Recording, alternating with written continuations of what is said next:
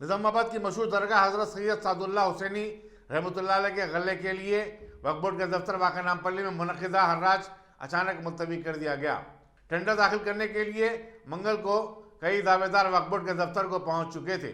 बाज़ अफराद ने बताया कि टेंडर दाखिल करने से रोकने के लिए मुख्तलिफ गोशों से कोशिशें की जाने लगी हैं। इसी तरह सदरनशीन वक्फ बोर्ड मोहम्मद सलीम ये कहते हुए कि उन्हें आला अहदेदारों से मुलाकात करना है, अपने दफ्तर से भी चले गए।